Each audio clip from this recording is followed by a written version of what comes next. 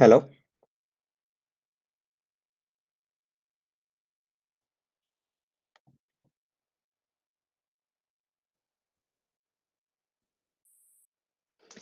Can you hear me? Yeah, it's audible. Perfect.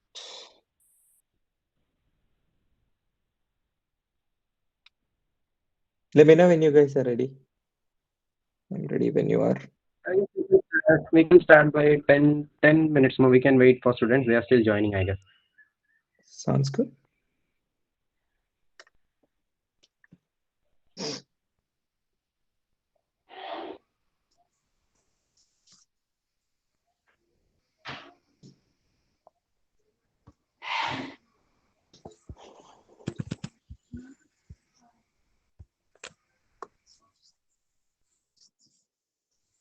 Akash എല്ലാവരും മലയാളികളല്ലേ? എനിക്കറിയില്ല ഇനിയിപ്പോൾ ജോയിൻ ചെയ്യുന്ന പോലെ ഇരിക്കും because when we received the form, there were students from Hyderabad as well as from Bombay section too. Okay. Yeah, we can ask and then do it accordingly. Yeah, sure. Do you have the set of do you have the emails of people who registered? Yeah, we have.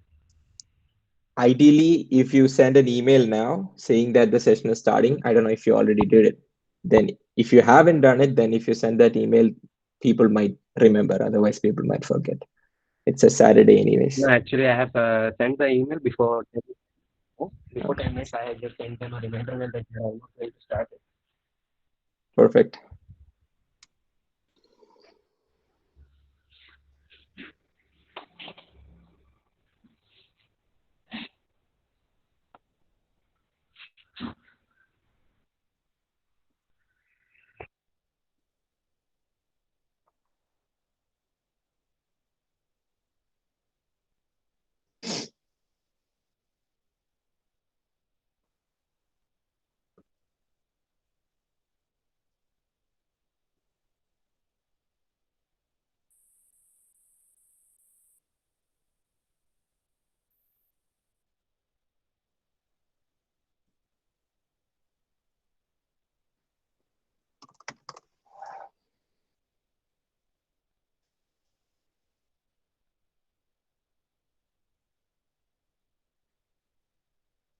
For the people who are already on the call, how is the lockdown working for you?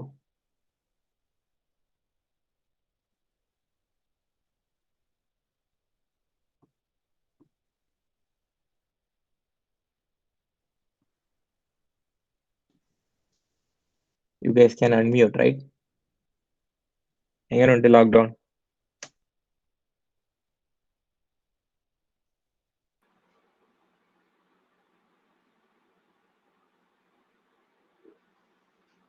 Fed up.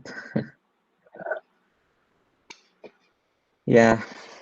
ഭയങ്കര it is difficult. ആദ്യത്തെ experience ആണ് ഇങ്ങനത്തെ ഒരു experience ആണ് ഇത്രയും ദിവസം വീട്ടിലിരിക്കുന്നത്. പിന്നെ ഞാൻ 2018 മുതൽ വർക്ക് ഫ്രം ഹോം ആണ്. Of course, I travel quite a bit. പക്ഷെ എന്നാലും കൂടുതലും വർക്ക് ചെയ്യുമ്പോൾ I work from home since 2018. Meanwhile, if there is anybody who cannot understand Malayalam who joined, let me know over chat or unmute yourself and tell me. അപ്പോൾ എനിക്ക് വലിയ പ്രശ്നമില്ല, പക്ഷെ എന്നാലും വേറെ ഒന്നും ചെയ്യുന്നില്ല. It is simply sitting down. കേരളത്തിൽ പക്ഷെ കുറച്ച് റിലാക്സേഷൻ ഒക്കെ വന്നു തുടങ്ങിയില്ലേ?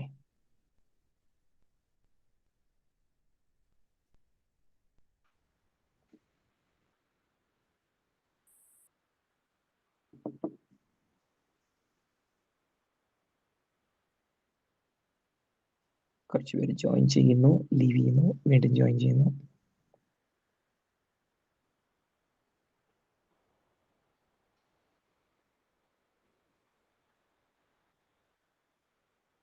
നിങ്ങൾ ഇപ്പൊ ജോയിൻ ചെയ്തേക്കുന്ന ഇവിടെ കൂടുതൽ അടൂർ എഞ്ചിനീയറിംഗ് കോളേജിൽ നിന്ന് തന്നെയാ?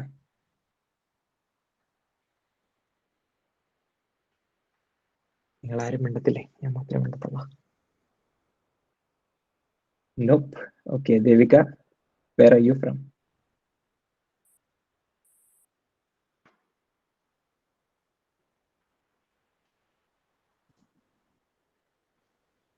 Madhu unmute ചെയ്തിട്ടുണ്ട്. Yep, engineering. Okay, so some people from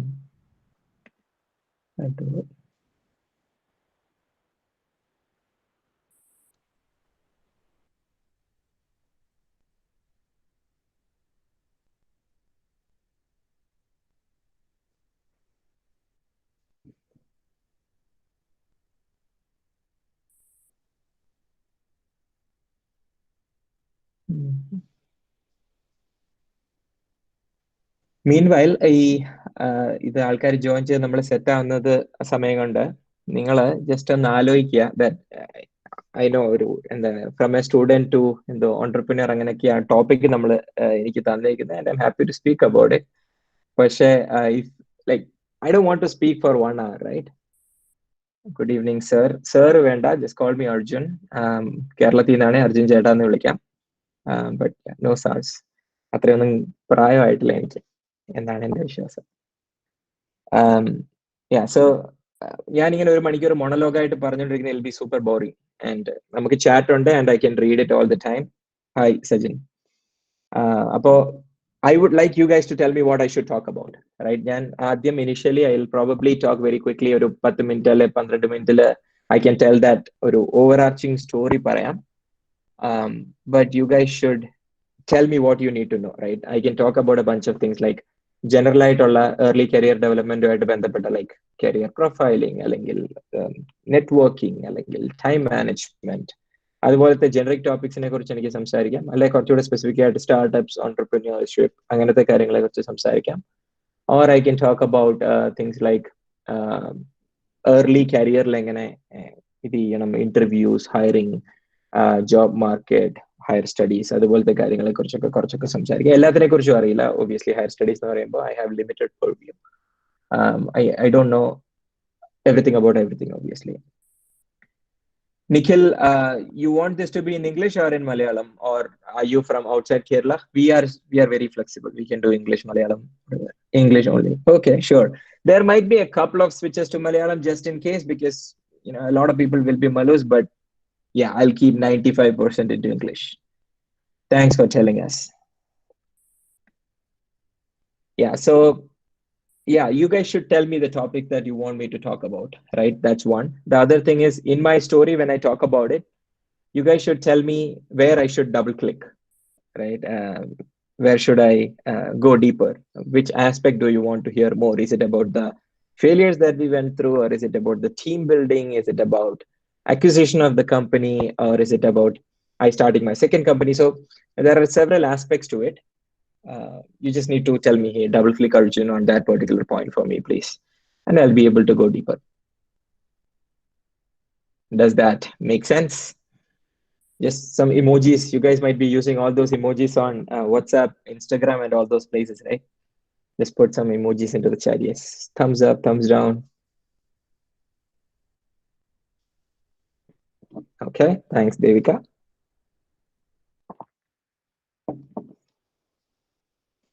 Getting customers for a product when tough competition. Okay, I got a topic. Good. Thanks, Nikhil.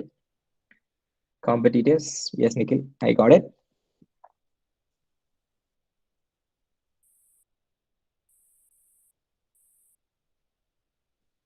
How was your start? Definitely. We will touch that right in the story. Sajjan.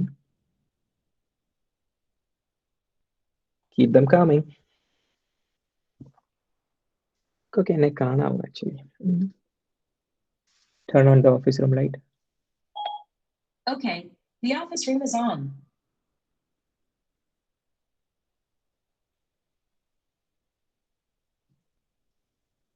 That's it, render. We only got like okay. How was your start? Competitors. Creating a team outside the college. Okay, team building. I should probably note down some of these points so that I make sure I touch upon these things. You guys should tell me when I should start, okay? I am ready whenever you are. About starting. Competitors.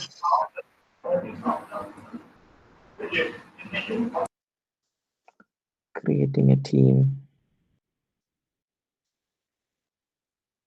Parameters to consider for investment in company, both service-based and product-based.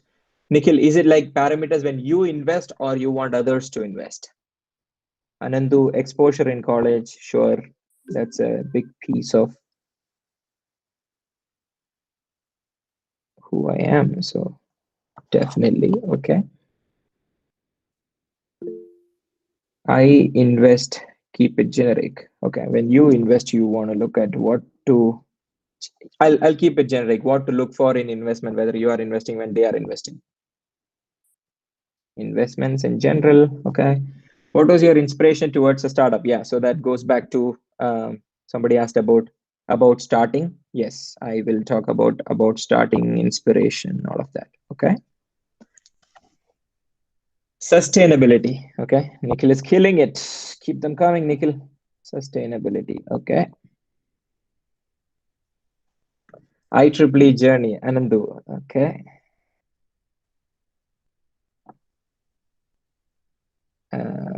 It's kind of overtwining, you know, my IEEE journey, my professional journey, my student journey, everything is kind of intertwining. So selecting right people. Yeah, Nikhil, we have somebody already asked about team. So I will be speaking about team. I will talk about how to look for the right people or what to look for in the right people. Okay.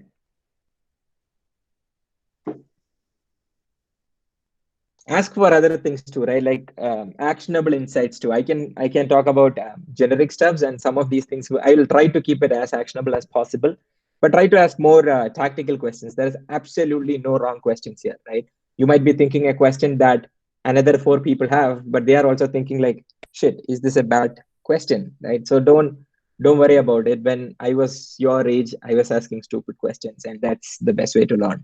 So ask the questions, ask more tactical questions too. How to get insights for our biz. Insights meaning, Nikhil, explain, what do you mean by insights? If you are worried about some small things, also ask the info which is not public. Okay, so basically you want to get proprietary information, insider information for companies. Okay, what is the best way to abstract it?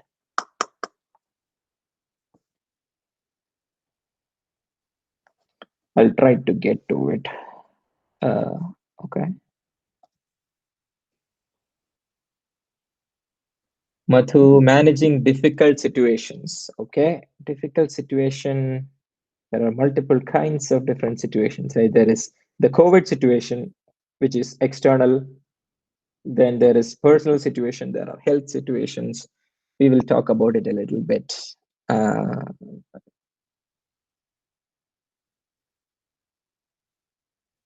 Insights. Okay.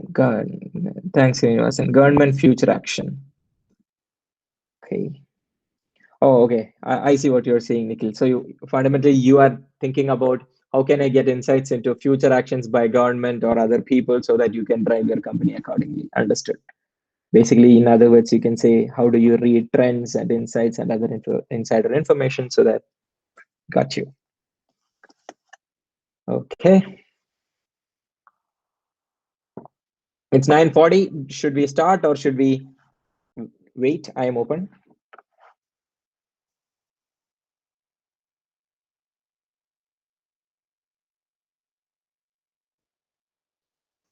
How did you get over people who tries to stop you? Society. Okay. Society and pressure.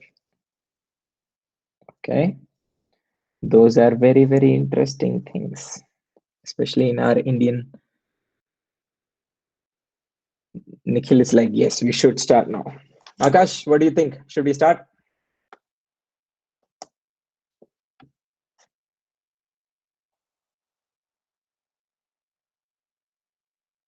Is Akash on the call? Looks like Akash himself left the call. Okay, I'll wait for 1 more minute to see if somebody has an advice for me. If not, I'll get started.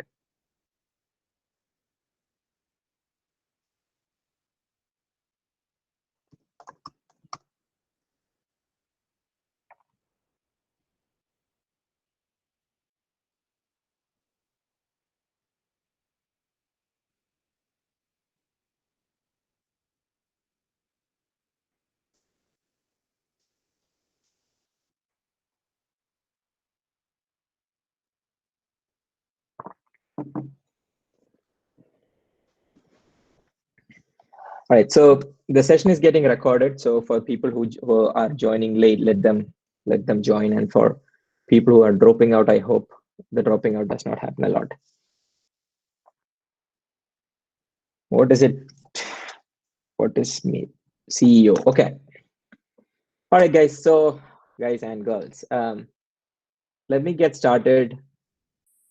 Thanks a lot for joining today, and thanks a lot for giving me this opportunity. IEEE Student Branch of Adur. It's a pleasure to be here. I like to kind of interact with the next set of engineers and other bright minds. The topic that is given to me is journey from an engineering student to a successful entrepreneur. Let me start off by saying that successful is a very relative term, and success itself is a very relative term. And for most people on this planet, it's a moving target, right? Like you get to something, success is something else. You get to something. So I don't necessarily consider myself as a success, right? It's more of a journey than a destination. With that, let me give a brief of what happened in my life. It's going to be a combination between my personal life, a little bit of IEEE, a little bit of company, and how I ended up where I am today. I am also an engineer, just like you. I started my engineering studies in 2006 to 2010, doing electronics and communication engineering from College of Engineering, Chenganur, Kerala. I mean, when I joined the college, I was like, there was nothing big about it. It was decent at studies. I got into the college, got good marks and all, but I was you could say a studious student. That's all, there was nothing else special about it. And at the college, the good thing that happened is my college was very famous for IEEE. The Chenganur Engineering College Student Branch, IEEE Student Branch, has a huge legacy. When I joined the college student branch already had like Larry K. Wilson Award, Outstanding Student Branch Counselor Award, Outstanding Student Branch Award, this and that, all kinds of recognitions. So that kind of gave us a lot of confidence in terms of, we can also do something, right? That confidence is always important. Then I joined the college. Then the usual IEEE awareness happens, right? The seniors will come to us and say, IEEE is this, IEEE is that. They made the great presentation. For me, it was a senior of mine named Mithun Sneh. Mithun did an amazing presentation, but fundamentally all I understood was you can do something. That's all I heard. That's all I related to, and I ended up joining IEEE. And then I started volunteering, right? I started doing all kinds of small things like my first volunteering work was clearing toffee, like the chocolate wrappers from our ground. The second one was entering library books into the registry of our library. So I started doing these small volunteering things. And seniors will notice, and I was also at the right place at the right time. There was a hub to Congress. I don't know if Link still holds the hub concept. There was a concept of hub back in Kerala then, like there was Link. Oh yeah, okay. So there was a hub 2 event. It was one of the first hub 2 events. I went there, and then along with a bunch more people. There were not enough people who were willing to attend that session because Monday we had a series exam, and Saturday was the event or something like that. At that event, the Gobumar sir asked like, who all wants to volunteer for being the hub 2 driver, which is the coordinator of the hub. And then I was like, yeah, I want to do this. So I guess we were 3 people who raised our hands: Chandu, myself, and there was one of your Adur's senior. I forgot that gentleman's name, but he was also Vikram. So yeah, 3 of us. Luck helped me, and I got that role, and I started representing at that point of time 3 districts in Kerala. Now I know it's Malabar and Cochin and what is the other one? Like three hubs in Kerala. Anyways, yeah. So that happened, and I got an opportunity. I continued to volunteer myself. Then there was something called as Gini back then. Gini was kind of like a GINI. This was a network just like Link, but at the region 10 level. So they had an event happening at Hyderabad. So Kerala chose myself and one of my close friends, Balakrishnan from Vidya Trishur. Both of us took a train, went to Hyderabad. This was my first event outside Kerala representing IEEE. This happened August 30 and 31st, 2008. It's a vivid memory because that event changed a lot of things for me. I started learning a lot more about IEEE, about outside Kerala things and region 10. I met this person, Prijo Phillips Comart, who you might know. He was one of the founders of Link. He's also my senior at Chengalore Engineering College. He was. I have never met him at my college. But he turned out to be a big impact in my life. He turned out to be one of my mentors at that time. He's like super aggressive person. Like if he wants to do something, he'll just go ahead and get through shit and go get it done, right? So that event happened, and once I came back, I got an opportunity to represent Kerala to IEEE Region 10. During that time, Region 10, Professor Minnie Shaji Thomas, who is the Vice Chancellor at NIT Trichy now. She's she's one of my one of the persons who impacted me very deeply. She did a proposal for, or she called for proposals for a Region 10 Student Congress. Sitting out of Chenganur, I somehow believed, and I somehow believed that I can do this event. So I just put up a proposal along with 4 or 5 of my friends in my college. We put together an event. At that point of time, I think it was $38,500 budget for that event. And we proposed that we will do it. I mean, you have that naive stupidity, right? Like you believe that you can do it, but you don't necessarily know what does $38,500 mean at that point of time, but you just feel like you can do it. So I guess that stupidity helped. And I put together that proposal. They got, I think, 11 or 13 proposals from all across Region 10. And 3 proposals got into the top 3. Our proposal from Chenganur, National University of Singapore, and University of Western Australia. So our proposal was really good. And what happened is Region 10 decided to host, first ever in the history, to have a co-hosted event. National University of Singapore and College of Engineering Chenganur hosting the event together. This was 2009. It was amazing. They handled all the on-field things. We handled all the online things like registration and all of that.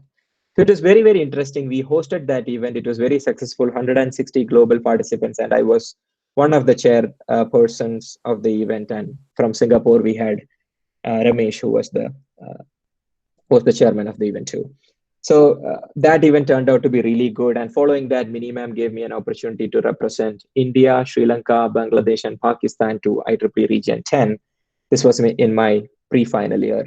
And I was also part of the Link Executive Committee at that point of time. And I was also the secretary of the Student Branch of Chenganur. I was very, very, very passionate. I'm still very passionate about IEEE. So I used to put in, 4 or 5 hours of work every day. So fast forward, that happened. And I continued to work with Region 10. Parallelly, I graduated in 2010. It was kind of a little bit of a recession time, 2008, 2009, a little bit of recession. We did not have a lot of companies, but by 2010, things started kind of picking back up. I got 3 placements, Infosys, Wipro, and a small company called Seagate. It's not the hard disk company Seagate, it's a different Seagate. And I opted for Infosys because all of my friends were going there. I was the only guy who got into Wipro, and I didn't want to be alone. So I went with my friends to Infosys. And my brother was already in Infosys. Infosys turned out to be a really good experience for me. The first 6 months in Mysore was really good. Before I go to Infosys, one other thing that I want to point out as an advice for all you guys, you guys might have seen about SSBs, Service Selection Board, like the Army, Navy, and Air Force. I was and I continue to be very, very passionate about the Indian Armed Forces. I just feel that it's direct service to the country. So I was very passionate. I tried 2 times. I got into final round 2 times. Both the times I could not make it. It was in Bhopal, but that experience turned out to be super good for me. Like the interview there is 1.5 hours. So you sit across a person who is the head of that service selection board center, and he will ask you questions for 1.5 hours. There's no interview like that ever in my life before or after, right? You never get a 1.5 hour interview. That interview kind of changed me because I'm like, after that, all these other interviews like Infosys interview or Wipro interview, super easy, 10 minutes interview. What is a big deal? In 1.5 hours, they make you sweat, right? So if you have an opportunity, go do the SSP thing, right? Whether you make it or not, that's another thing. But that experience could be really good for you. Fast forwarding, Infosys, Mysore, I enjoyed those 6 months. I learned a little bit. Infosys turned out to be really good. I got some time in Mysore, some time in Hyderabad, and I was posted in Chennai. And I was at Infosys, but I wanted to do something of my own, and it goes back to my IEEE instincts that I did some things in IEEE that turned out to be good, so I want to continue to do it. So that's the inspiration, right? People asked about what is the inspiration behind a startup. The inspiration is very simple. I just wanted to do something of my own. That's all I knew. I did not know anything more about it. Now you guys are a lot more exposed to startups and entrepreneurship and what is happening across the world. Like back then, it was not the same. 2010, 2011, especially in Kerala, it was definitely not the same. But again, long story short, I resigned in 2012, started the company Profoundus along with 3 of my batchmates from my college. For the first 2 years, we built out 4 products. We always knew that we wanted to build a product because services will not scale as much as we wanted to. And I always think about things in scale, again, because of IEEE, everything has to be at scale. So product. For the first 2 years, we bootstrapped the company, meaning like we did projects, we took that money and started building the products. We built 4 or 5 products, all of them successfully failed. And then the 5th company started getting some traction. It was a solution that would help sales and marketing people to find more information about their customers. And that product got 110,000 users from 150 countries. About 240 companies were using it in some form or fashion. We raised a couple of rounds. We grew from a 4-member team to 72 people. We went through a couple of accelerators. And we turned profitable in between, but again, we continued the growth. So we dropped out of profitability and continued to scale. And in 2016, one of our partners, Full Contact, based in Colorado, here in the US, they offered an acquisition for the company, which made sense for everybody, for the team, for the investors, everybody. The acquisition, the selling of the company made sense. So I sold the company in 2016 mid. And following that, Full Contact wanted me to move to the US and take up a role here at Full Contact US, which I did. So I moved to US in 2017, late 2016, actually, December 2016, took up the role, and I started working with Full Contact here, parallelly maintaining the India office for us. At Full Contact, I scaled the India team to about 160 people. And then in 2018, starting 2018, I moved on from Full Contact. And then I consulted for a bunch of companies here in the US in the data space. So my space, if you look at the industry angle, I come from a more data, customers, sales, marketing. Those are my industries and spaces that I know a little bit about. So I consulted about those topics to a bunch of companies. And late 2018, I ended up starting the current company that I'm running. The current company's name is Incent. Incent, the name comes from intent and consent coming together as Incent. I have a co-founder. His name is Prasanna. We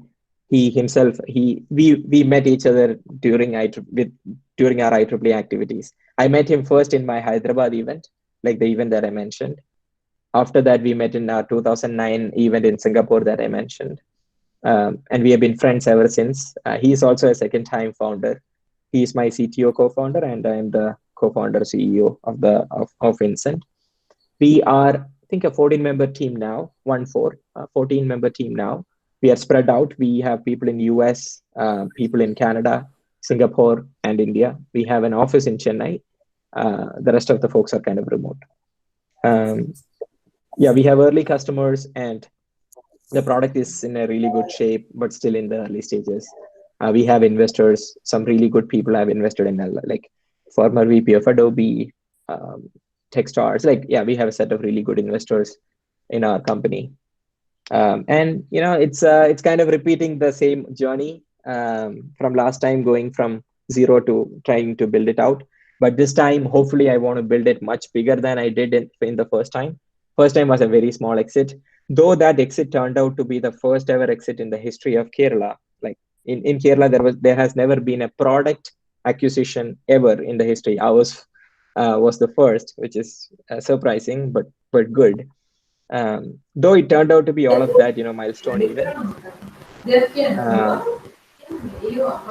Upul Eka Naika, Upul, your microphone is on. So yeah, it turned out to be a good milestone for Kerala and ecosystem. But from a larger perspective, it was a very, very small exit, right? Nothing significant about the numbers involved. So this time, hopefully, I won't do it do a bigger company. So I'm trying to build a really big company. Yeah, that's what I'm trying to do. Still in the early stages. I am working hard, doing 14, 15 hours a day. So is my team. Let's see where we end up. So that is the quick version of my story. Let me take a pause there. And then I want you guys to ask questions. I will take note of those questions. And parallelly, I can also try to start speaking about some of the topics that you already gave me.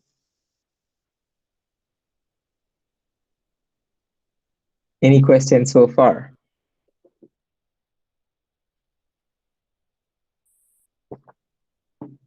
Fanny is asking, time to go into market. Okay, time to market.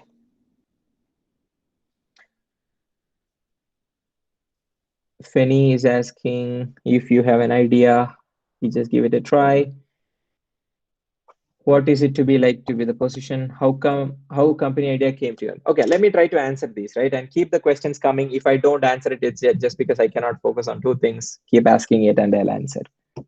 Okay, so how did I get the idea of the company, right? When I was in Infosys, I was always an email freak because of IEEE. I used to do a lot of emailing. And my first idea was I wanted to build a better mail client because I did not like Gmail's interface. I just thought that it was super stupid, right? So I wanted to build a better one. That was the first idea that I had.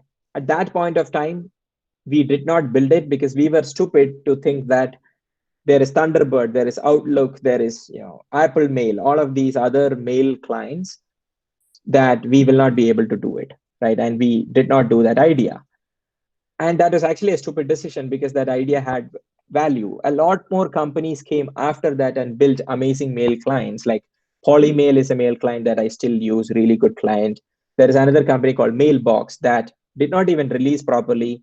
Dropbox acquired them. Mailbox was a big hit. Yeah, that was the first idea. And then when we started the company, ideas kept changing, man. I mean, the first idea was to do a financial analytics solution. And very quickly, we realized that we have no finance background to build it out. At this point of time, if I have that idea, I know how to execute it. But at that point of time, I did not know how to execute on it. So we pivoted into something else. We pivoted into a solution called iTestify. iTestify was a social testimonial management system. It would go out to the public web, collect all the information, all the brand mentions about any particular company, and based on that would give you positive, negative, neutral comments about your brands. I mean, that product was okay, but nobody was willing to pay for it. Then the last idea that actually succeeded came out of my own problem.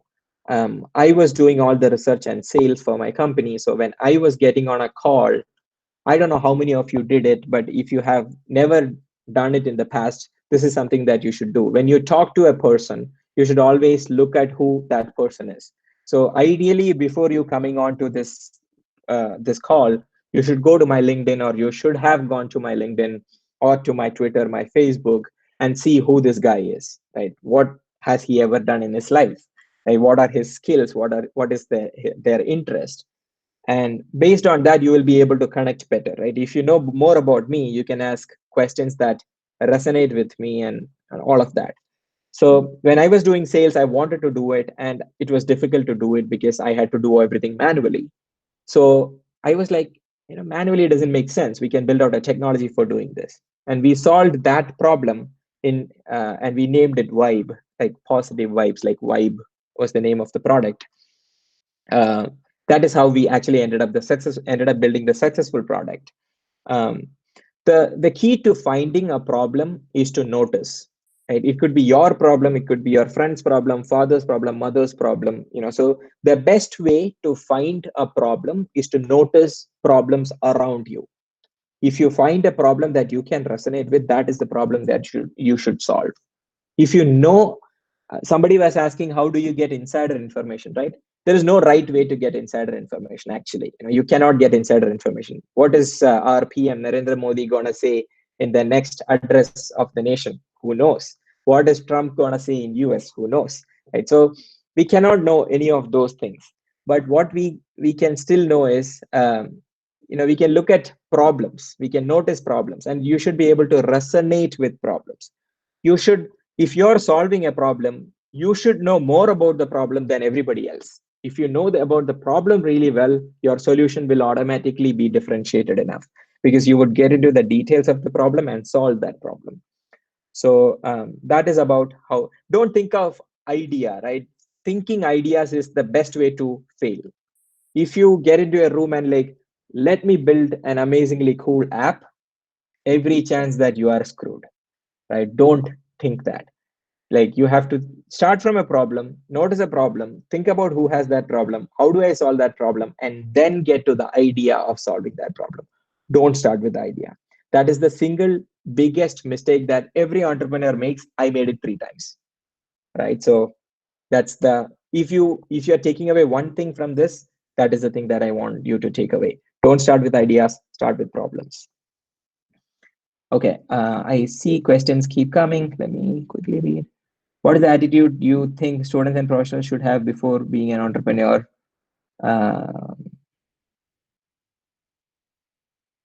Okay, so many questions. Okay, one question is, how did you choose my job? I think you are asking, how did I choose to be the CEO? Other guy chose to be the CTO, all of that, right? When you start a company, you're pretty much at peers, right? Unless there is already, like, if 4 of you come together or 3 of you come together and start a company, you are all peers to each other. You are friends.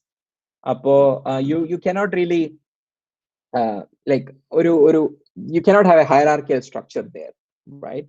But again, the good thing is, ideally, if you are building out a team, and this answers a question about how to build a team and what to look for in a team, you should look for people who share the same values and goals, right? Like, I am a person, I am not for me, like, ethics comes first. Then comes passion, then comes helping mentality. I'm a human first, entrepreneur second. So I have a ton of values that I keep very close to myself, and I don't quit. I don't like to quit. I want to, like, try harder. I love it when people tell me, hey, you cannot do it, because every time somebody tells me you cannot do it, I'm like, I'll show you, like. So that is the value system that I keep close to me, and I need people like that working with me.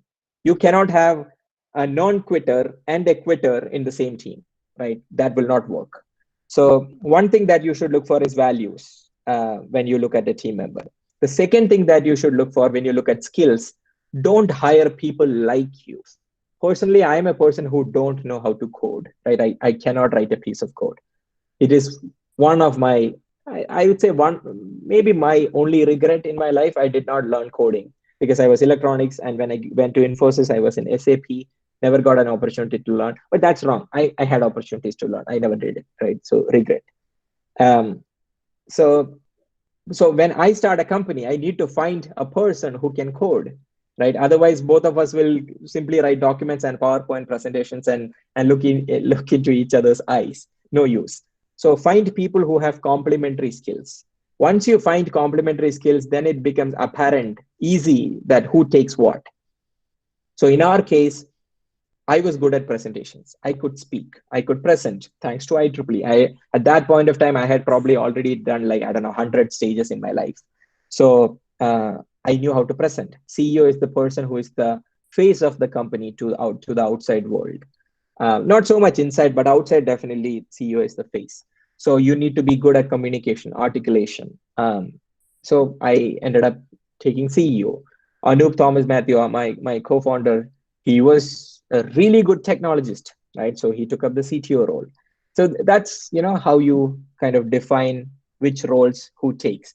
Don't have ego in these cases, right? Like, it's not like only CEO will work, right? Like when I was doing my student branch, I was the secretary. I was not the chairman, right? Chairman is obviously the apex role. Secretary is the second role. That's fine. I still ended up doing a lot of things for my student branch, that my student branch became the best in Kerala section in that year, right? Best student branch award, we got it. And I was the best volunteer award in Kerala in that year. So doesn't matter whether you are CEO, COO, CT, like, you can all contribute. At the end of the day, your job is to grow the company into a really big company. That's the only thing that matters. Everything else, keep the ego outside the door and walk into it, because it's going to be a very hard journey and egos won't help.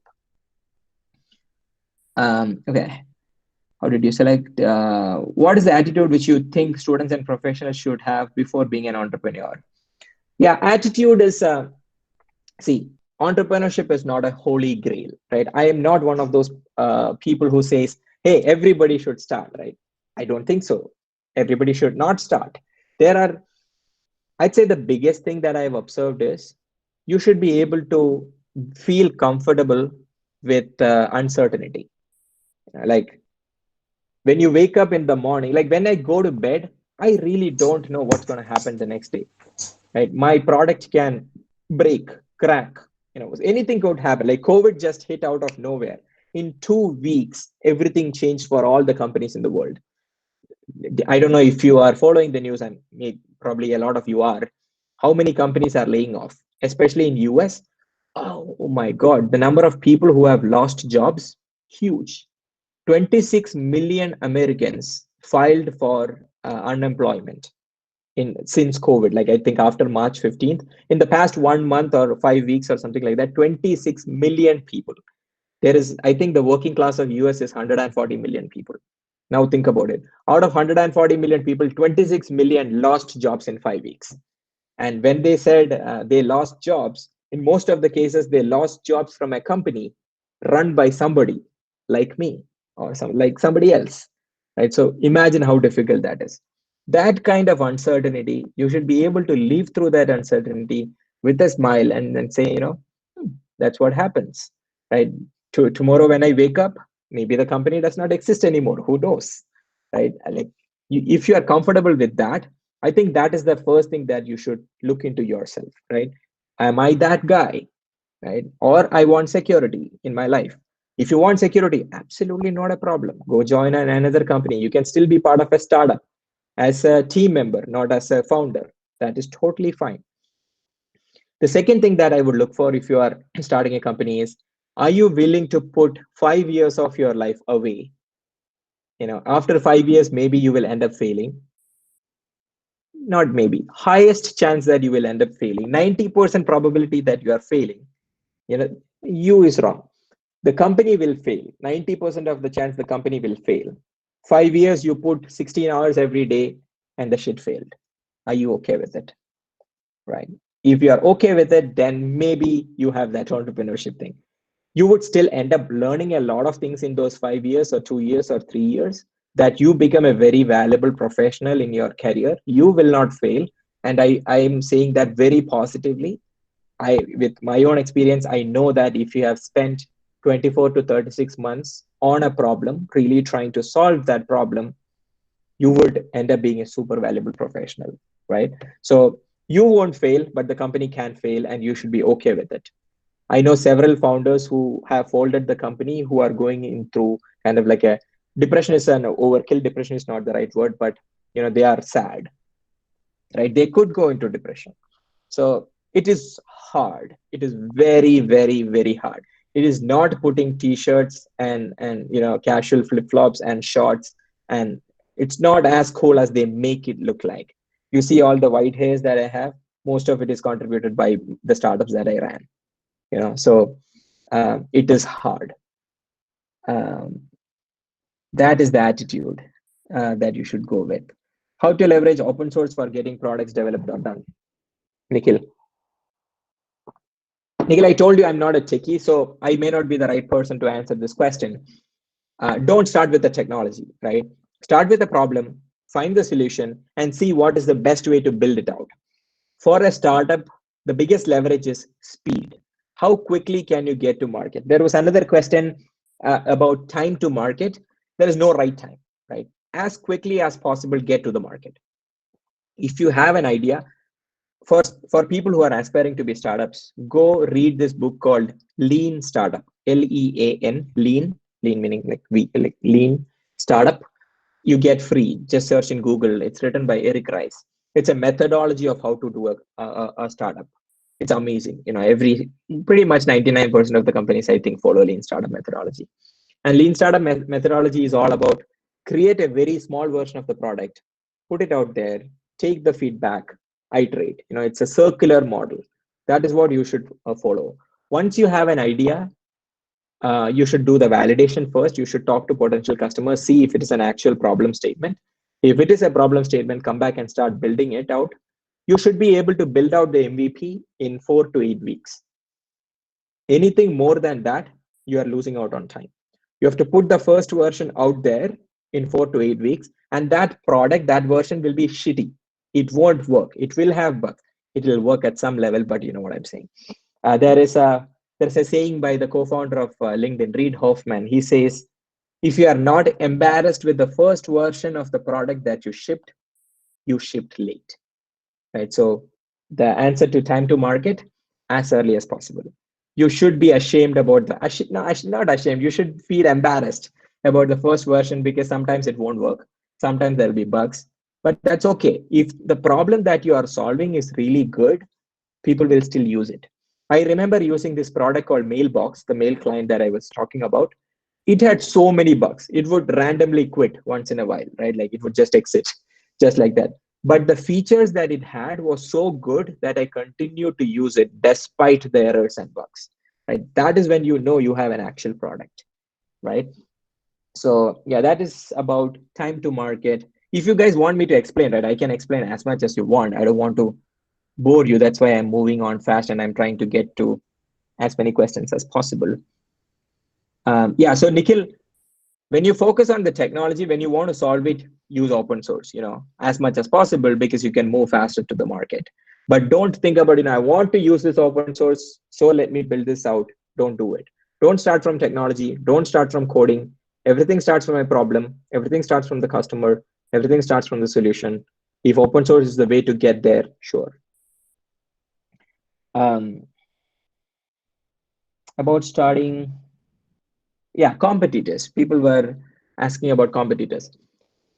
My thought process about competitors is, and this is pretty straightforward, any good market that you are going out to, there will be competitors. If you are in a space that nobody else is playing in, then you might be in a market that does not exist. There are smart people in the world, right? There are so many smart people in this world. Some of us, very few of us, thinks that we are very smart, right? But that is not true. We are not smart. When you actually see people who are smart, you will be like, oh my God, this guy is smart, sharp. So if you are thinking an idea, and if that is a smart idea, there are probably 200 other people thinking about that idea out there, right? So you will have competitors. In my observation, and where somewhere I read, any good market will have like up to 19 competitors, and you would easily know 4 to 5 competitors. So I guess the simple thing is know about your competition, understand about your competition. Don't obsess about your competition. When you start a company, the competition is not going to kill you because you are too small. But if you obsess on the competition, that can kill you. See, you are not trying. Imagine that I'm going to build what is a good example? Imagine I'm going to build a mobile phone, right? Like there is Apple and Google, right? Building phones out there. But is Apple and Google gonna prevent me from making and selling my first 100 to 1,000 phones? No. I can always build and sell my first 100 or 1,000 phones, despite how many other companies exist in this universe. To scale, to get it to like 100 million phones, that is when competition matters, right? So when you start a company, find a good market, find a good space that you're passionate about, find a good problem statement, find a customer segment who needs that solution. Go after them. Don't worry about competition. I would say learn about the competition. Don't even think about competition. When it is time, you will know. It'll be a couple of years before you even have to start thinking about competition. So don't worry about it. Which is good, being a bootstrapped company or being funded by investors? There's no right answer. It really depends on what you want to do. See, there are certain products and ideas that you cannot execute without external funding. Facebook. If you want to build a Facebook, it all depends on, Facebook is a marketplace, right? You need content, you need people. You actually need to have enough people for others to join, right? But you need people for others to join. So it's a chicken and egg problem. Uber, there should be enough drivers for you to request ride, for people to, there should be enough supply for demand to come. There should be enough demand for the supply to come. Chicken and egg problem, right? Any marketplace always has a chicken and egg problem. So in such cases, you definitely need money. What Uber did is they raised a lot of money and they gave money free for drivers and said, okay, you keep $150, just be alive on the Uber app. And then over a period of time, supply started coming in, right? You need money. But there are certain, Zoho from India is a good example. Huge company, huge. Like, I don't even know how much is the revenue. Last, I read somewhere that it is like 3,516 crores in revenue and 500 something in profits. Totally bootstrap company, no fundraise at all. Sridhar has a very different thought process. That works too. I would say if you want to run, see, the biggest difference running a bootstrap company and a fundraise company is first speed. When you have external money, you can move very fast because you have money, you have resources. You can hire people, you can do marketing, you can find ad budget, all of that. If you are bootstrapped, you have to be slower. That is one. On the flip side, if you are bootstrapped, then you have the leverage to go slow, build it at your pace, run it as a lifestyle company. You might not want to hire 10,000 people. You might be happy hiring 100 people and keep a lower profile and be happy about it. And that company is very good. In fact, there are so many small companies than big companies. How many Googles are out there? But how many small 10 people or 15 people companies are out there? Right? There are like tens of Googles and there are millions of small companies in the world. And that's fine. So it really depends on you as a person. Like with Incent, personally, I want to scale. I told you, right? I want to build a really big company. And the only way to build a really big company, again, Zoho, wrong. One of the ways to build a big company in a quick time is to raise external money. So I have raised money and I'll continue to raise money.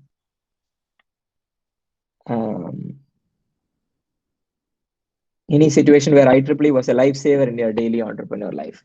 IEEE made me who I am, right? Like as a person, yeah, the articulation that I mentioned about, do you think I had the articulation skill right from scratch? No, not at all. When I joined engineering, I couldn't stitch an English sentence together. I could not speak one sentence together. I couldn't stand in front of my class. I was shivering. There was a time when I did it and I was shivering. My hands were trembling. So I was not like this. IEEE gave me, I don't know, several stages where I could fail. There's a there was an event where IEEE board of directors, like the highest volunteers, highest is wrong, but yeah, super amazing volunteers of IEEE were there, board of directors. And the question was, what is IEEE to you? And then a senior person was like, IEEE is a place where I can afford to make mistakes. And everyone was considered that for a moment, and everybody nodded, yes. Right. And to me, IEEE was that. I made several mistakes, several, you have no idea. And all of those mistakes taught me a lot and made me who I am. So I'd say IEEE is helping me every single day to navigate the waters and be who I am and do what I do. Yeah, but directly, this is exactly how IEEE saved my life. Probably not. It's just, yeah, no. What is the prime job you did in first startup team? See, my go-to skill is B2B sales, business to business sales is my go-to skill, right? Like, so I'd say, and if you are a CEO, you are essentially a sales guy. In a startup, there are only two roles. Either you make or you sell. These are the only two roles. All the other, HR and all of that crap, no. You don't need an HR. You don't need operations. You don't need office managers. You don't need assistants. You don't need, I don't know, you don't even need business cards, right? Like, so everything else is just fancy, in my opinion. Either you make or you sell. I cannot make, I told you, right? Regret. I cannot make. So all I can do is sell. So my job at my startup, the first job is always sell. But along with that, I do product. In most of the cases, including Instant Profound, the idea is mine. The product idea is mine. So I am the product owner in some way. I do a little bit of marketing. I am the CEO. So fundraising is always on the CEO. So I do external fundraising. I work with mentors on the business side. I interact with investors.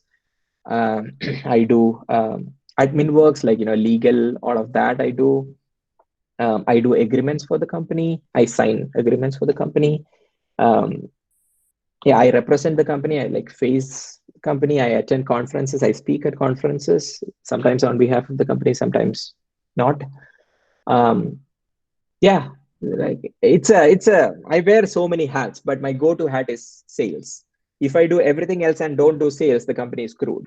If I do sales really well and slack on some of the other things, yeah, it's difficult to say, but maybe I'm okay. I still have to do recruitment, hiring, fundraise, all of that I have to do. So any given day, I have like 4 to 5 different kinds of things that I have to do. And this is not just me. Any founder, any startup guy is like that. In my experience, the market don't trust new companies. Yeah, there is a saying that nobody has got fired for hiring IBM, right? Which is true. If you hire IBM, if you buy from IBM, you won't get fired because you bought from IBM. It's just true. Maybe not now, but it used to be the case. See, that is the challenge, right? You don't have a brand. You don't have anything. Nobody has heard about you. They have not seen you. They don't have any trust, but you still make that sell. That is where the challenge kicks in. Like, it's not a cakewalk. That's why I said it's hard. And that's where all the excitement comes in. When you close your first sales, it means a lot to you, right? How do you make people trust your company? You don't make them trust your company. You make them trust you, and how do you make them trust you? You cannot make them trust you. In my opinion, it's very simple. This is what I do. When I meet a person and tell them about my product, I try to genuinely add value to that person, right? If I think my product can help them, I tell that. If I know that my product cannot help them, some other product can help them better, then I tell them that, right? So in fact, I can give an example. Yesterday, I was speaking to a lady named Sarah and over email, and Sarah was like, I was emailing and Sarah was like, Arjun, I'm sorry, we just bought X. X is my competitor. And I was like, Sarah, I missed it by a little bit. And then the rest of the email, I was telling her, hey, Sarah, but if you want to still have a chat about how to configure the platform in the right way to get maximum results, please let me know. We can always get on a 30 minutes call so that I can tell you how to use my competitor's platform well. And I send her a couple of documents. Hey, here are some use cases. Here are some case studies. Here is how you can configure, right? I don't have to say that, right? They bought somebody else's product. Somebody else is getting money. I'm not getting anything. But my philosophy, my thought process is, how do I genuinely add value to the other person? And this is one way in which I can add value to that person. So when you go from that angle, and when you are open about it, when you are upfront about it, people start to trust who you are, right? So when they trust you, they start trusting the product, right? So that's how you make your first sale. You make your first sale that way, and then take that name to make the second sale, then take those two names to make the next 4 sales, then you take all the 6 to take the next 10, 15, 100, 1,000, 10,000 sales. That's how you establish trust.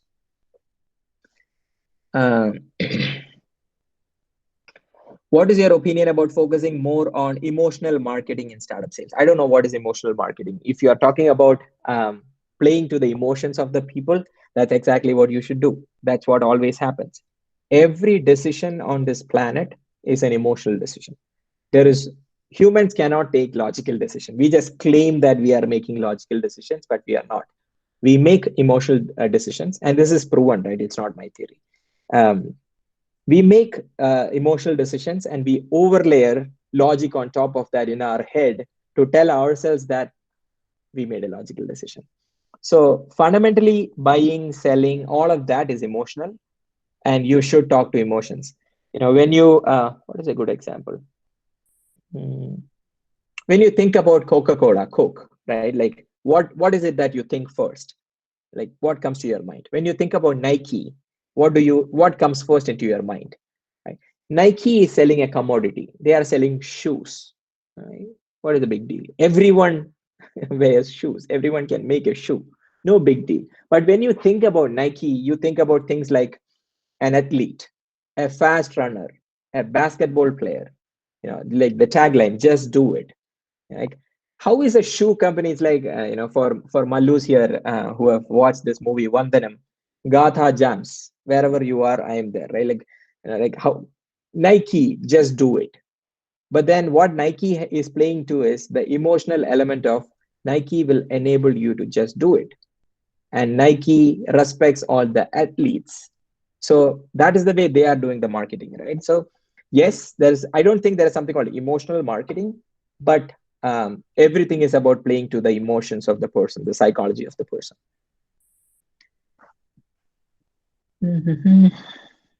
As a starter, we will not be having significant business or market experience. How does it affect? It'll be slow, Mohammed.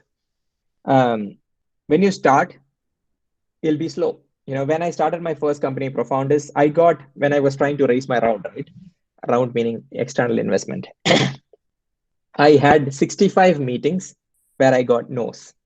No, Arjun, no, Arjun, no, Arjun. No. So every day since morning, I get on like 3 to 5 calls, 1 to 1.5 hour meetings, like really grilling meetings, right? They are investors on the other side, and they are asking all the hard questions so that they don't have to give you money, right? That's their job. Making them take their credit card is my job, right? So we are struggling each other. So it's grilling meetings. And 65 people said no. The 66th person said yes. And I closed the round with another 10 meetings. That was about $400,000, like 2.5 crore back then.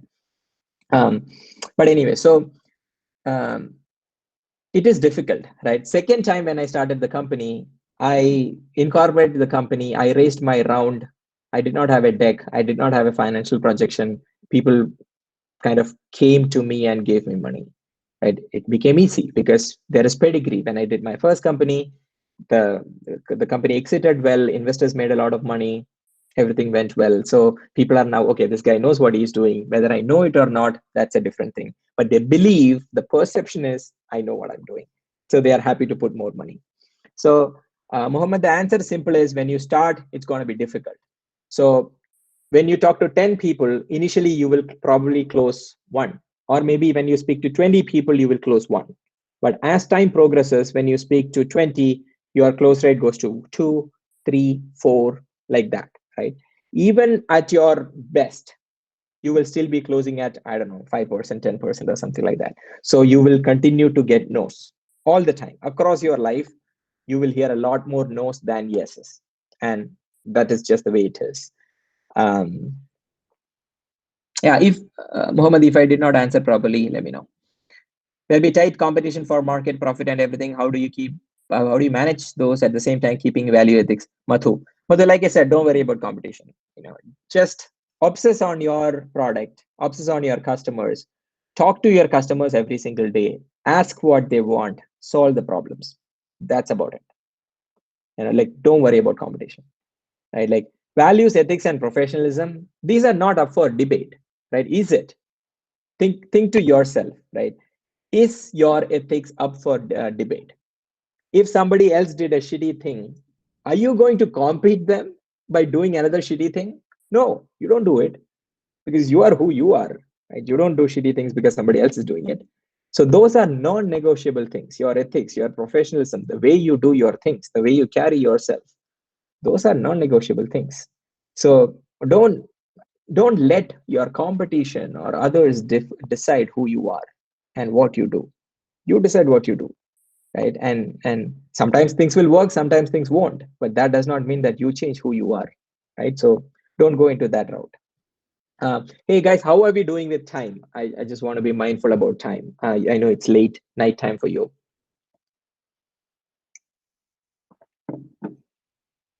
I don't hear anything. It's okay. Okay, so you guys continue. Okay, so you guys got to give me a heads up, right? When I'm starting to become boring, because it's an online thing and it's a monologue. If I was in a door, then things would have been better. I like it that way. But so yeah, when I'm going into the boring and when questions are reducing, let's stop. Okay. Sumit, in your first startup, did you invest on your own? Oh, I did not have any money, Sumit. Oh, that's actually not right. So when we started the company, 4 of us invested 30,000 rupees each.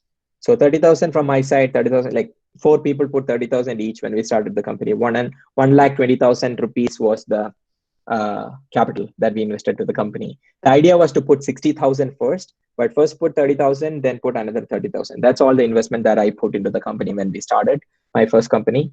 And that money I had because of my savings from Infosys. Yeah, that's the only money that we only put in 30,000. That's the only money that I put in. I did not have anything.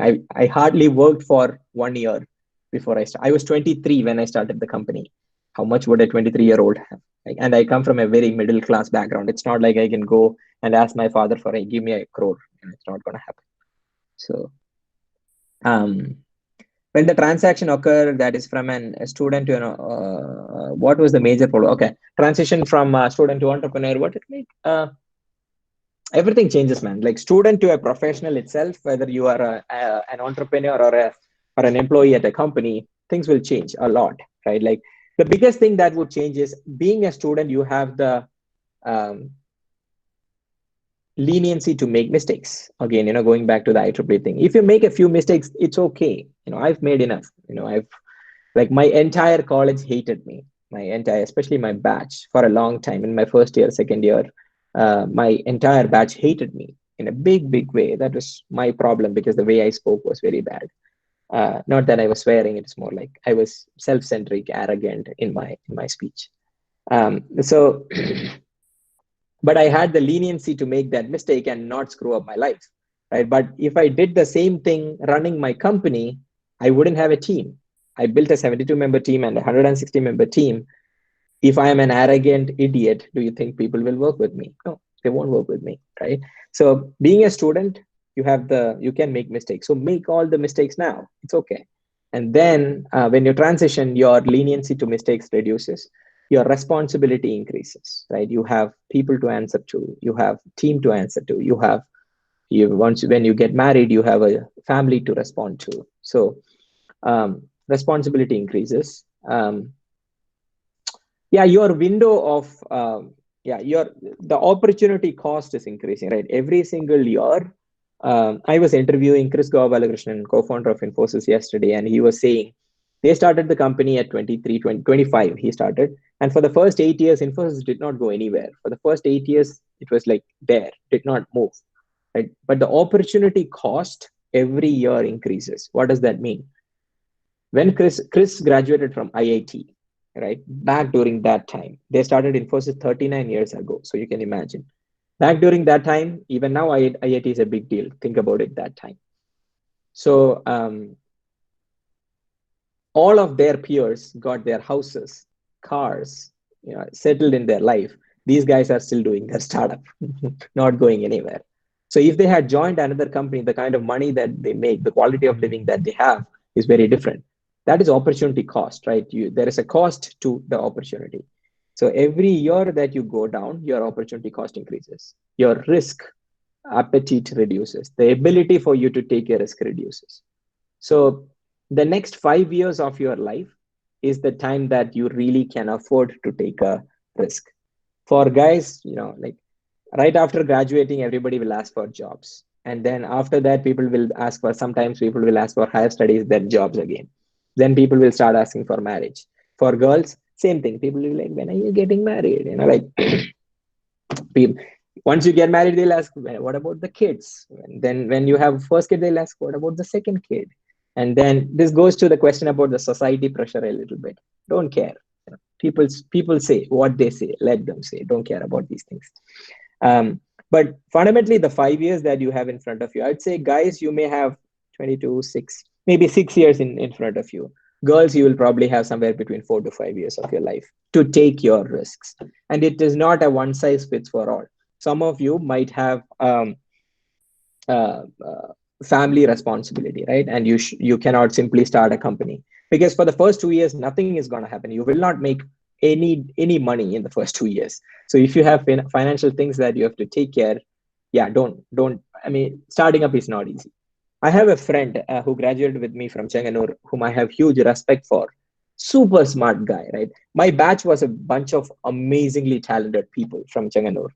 I'm definitely not anywhere in the smartest in my batch. And this close friend of mine is very close friend still. He had a family to run, right? He had a lot of responsibilities. And I have huge respect for the way in which he kind of graduated, took a job at Infosys. He slowly started pulling his family out of his loans. Then everything, he has gotten that family into really good position in the past 5 to 10 years. But he had to do it, right? And that is what he had to do as a son, as a human being. So if you are in that situation, go do it. That's the best way that's what you should do. But if you have the privilege to taking a risk, take it in the next 5 years. That's the best way you will learn. And this is the easiest time to take a risk. Mm-hmm. Yeah, Vidya, I don't know if I answered your question, but yeah, some thoughts. How are you tackling the current COVID situation? Any impressive things?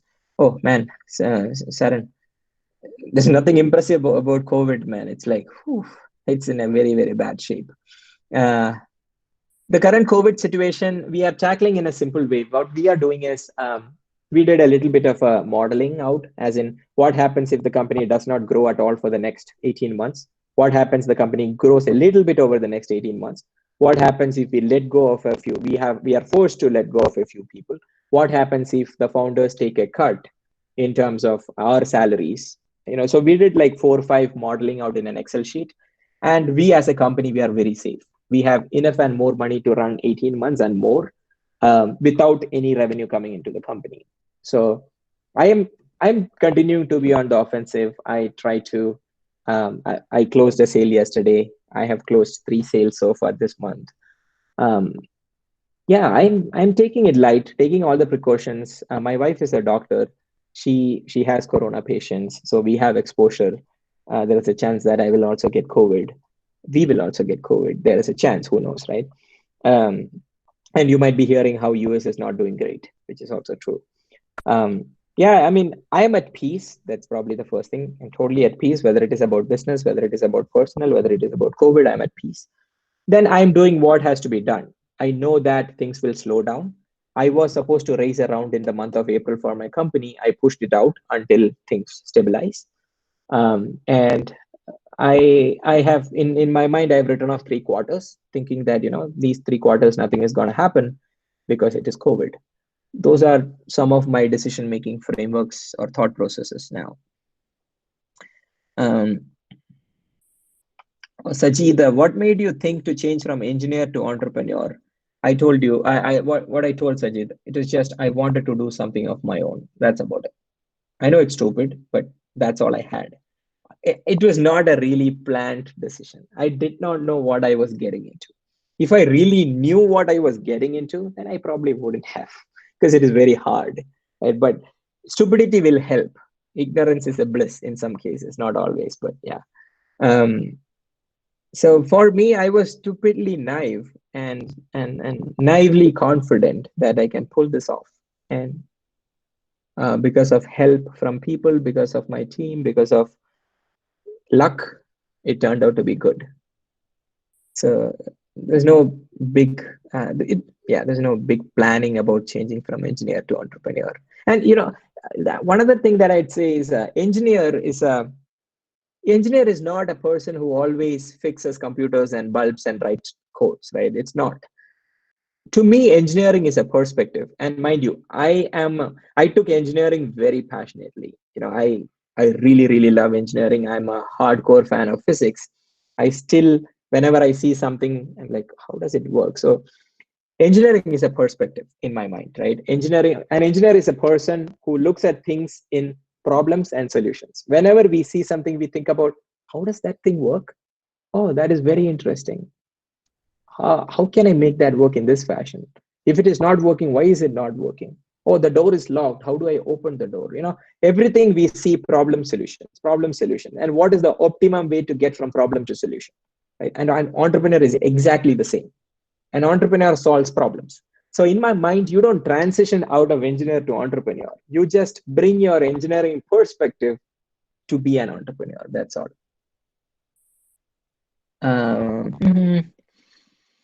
I see that some of you guys are going to Facebook and sending me friend request. How relatively easy or difficult is it to transition and move from informal entrepreneur to? There's nothing called informal entrepreneur and there is formal entrepreneur. There's nothing like that. You always start the company in a more casual setting. And as you grow, you will have to put in some processes that makes you go a little bit formal than where you started, right? That's all. There's no, if I understood that question correctly, there's nothing called informal entrepreneurs and formal entrepreneurs. There's only entrepreneur. There's only problems. You solve the problems. You build a team. When you start a company, again, in my mind, there are two ways to run a company, right? This is oversimplification, but you can either handle your company with policies, and you can put in rules saying that hey, you should do this. If you open the door like this, you should close the door. Always keep the door closed kind of rules, right? That's what you can do in one way. The other way to build out a company is you can build it based on people, right? Instead of trusting the rule book, you trust the people to take the right decisions. I can give an example. I was attending a conference. The CEO of InMobi is a huge company from Kerala, from India. Naveen Tiwari is the CEO. Naveen had a very interesting piece. This was 2015, I believe. It has stuck with me ever since. What Naveen was saying is they had a travel policy, right? Every company has travel policies. You should not take a business class. You should take an economy class. You should like all of that, right? But Naveen said, instead of doing all of that, what we did is we replaced it with one sentence. Treat this money as your own money. That is the policy, right? So what he did is, what InMobi did is, they trusted the people to take the right decisions. If it is your money, how would you book this travel? Would you go into business class?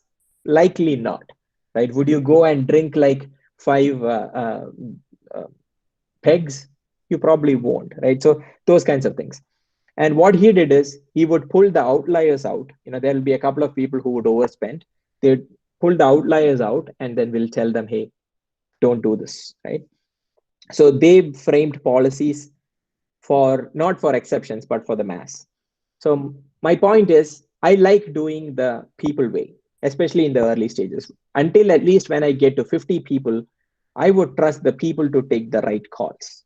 In our company, there's a lot of autonomy. People take their own decisions. I have no idea when my team works. I know they are working. I know they are delivering. Sometimes they will be like, hey, I have some personal issues. I will not be able to make it to the daily stand-up. Sure, you are a person, you have issues. You will have to go and attend to it, right? So if you ask anybody on our team, they'll be like, yeah, it's my company and I do the right things by my company. That's it. So so I don't know, again, informal to formal, but when you cross the 150 people, I think you will have to start bringing in some processes. At every point of time, you will have to start. Once you get to 20 people, as per legality, you have to bring in PF and taxes and all of that to the company. So from 20, small processes will come to place. At 50, there'll be processes, 100 processes. When you become a huge company, like 5,000 people company, obviously everything has to be guided by rules and books. So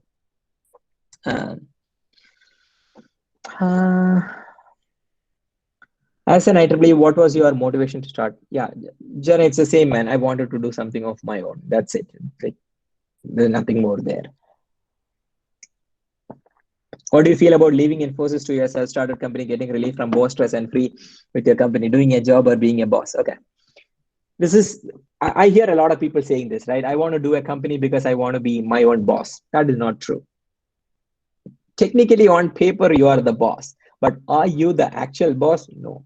Because see, think about it for a moment, right? Like, you don't have money, you don't have brand, you don't have any resources. You are an underdog, right? Like, you are doing all kinds of crazy things. You clean your office, you don't have money to buy food. You have to go like an underdog to sell your product. You go like an underdog and get no's from your investors. You try to hire people who will say no to you because they want to go and join Cisco instead of you. So a boss is what? Somebody who can make things happen. Like, in Shivaji, Rajni is the boss because he can make things happen, right? In a startup, a CEO is an underdog. Now, he is the slave. He is trying to get shit done. And more often than not, he will hear like 9 no's and 1 yes. And every day of his or her life is about finding that 1 yes and going through 9 no's. Do you call that person a boss? I wouldn't. Right. So don't think that you are your own boss or anything. I mean, it's a lot of pressure. CEO is a lonely job. It's a high pressure. Somebody was asking about CEO, what it means to be a CEO. Yeah, CEO is a lone job. People think that you know everything. You don't know everything. You know a little bit, but you don't know everything. You have to go through it. At Infosys, I did not have any stress from my managers. In fact, I loved my managers. It was amazing. I had a manager called Abraham on site. I still keep in touch with him. Super good guy. I had my Chennai. My manager's name was Karthik. Super sweet guy. He would come and I would be sleeping on my desk. Without waking me, he would go back and he would come back after 15-20 minutes and he's like, Arjun, I came and you were sleeping. I did not want to disturb you. Such a sweet guy. So I just wanted to build a product that millions of people in this world uses. That is why I quit. It had nothing to do with being a boss or not being an employee or anything like that. I still like Infosys. My number was 160990. Yeah, I am treated as a number, but it was still okay. I did not have a lot of problems at Infosys. I loved Infosys. I still love Infosys.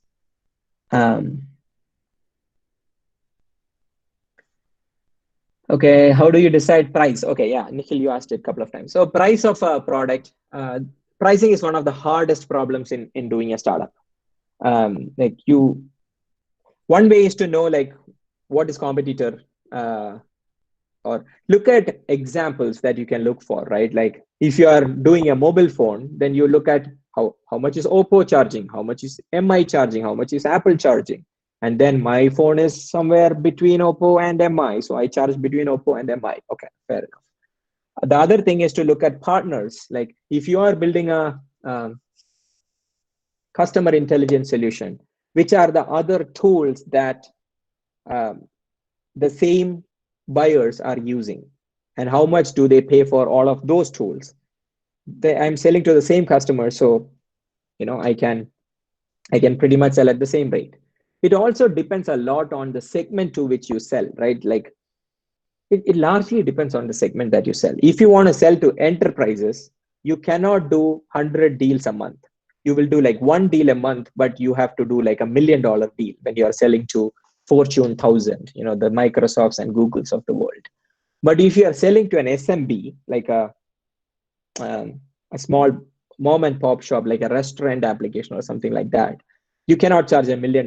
You charge $10 per month, and then you sell it to 100 people, right? So it really depends on your product, the customer segment that you sell to, the strategy that you want to follow, the connections that you have, the marketing and go-to-market strategy that you have.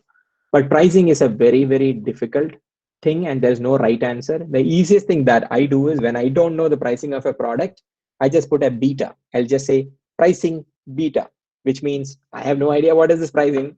For the first 60 days, I'll run with this pricing. I may reduce it, I may increase it, and I will remove the beta at that point of time.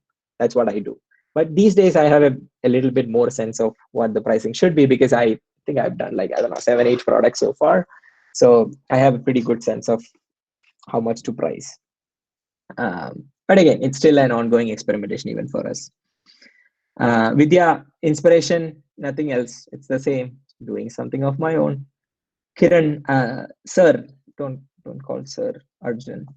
How do you select people for job roles? I told you, right? I look for values first. What are the values? Do they align? There are certain values. I don't want to hire everybody like me, right? I'm not a very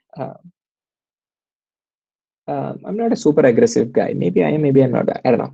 But yeah, so I don't want to hire people like me. I want people unlike me, right? I'm a boring guy. I don't go to parties. But do I want to hire everybody who are boring and who don't want to go to parties? No, I want to hire different people. I want to hire different people, but there are certain things I want to make sure they are not different. Like, I don't want an unethical guy in my company, right? I don't like, so some things are non-negotiable, some things are very open. So I will choose, and I have a list of here are the things that non-negotiable things. I look for that first. Then I look for the passion of that person. If the person has the right value system and the right passion, and if that person is hardworking, then the skills will come. Right? That's what I do when I look for people. How do you think ecosystems like Kerala, Startup Mission, IEDCs in campus can contribute towards boosting entrepreneurship efforts in Kerala? I mean, they are doing a pretty good job. I wouldn't say an exceptional job, but they're doing a pretty good job. If you look at Kerala in the past 8 years, when I started the company, there was hardly anything. Startup was not a buzzword back during the day, but now startup is a buzzword, right? All of you guys are thinking about it. When I was doing my engineering in CEC, hardly anybody thought about doing startups. Hardly, startups were not part of a discussion, right? Now startups, the word startups has got a seat at the table. So thanks to Startup Village, early Startup Village efforts, and then Kerala Startup Mission, KFC, KSIDC, IEDC, all of this, right? But where I think we are going off is the lack of mentoring, right? And it's not their problem. The problem is we don't have enough people who have been there and done that, right? Like, how many people in Kerala have raised more than $1 million?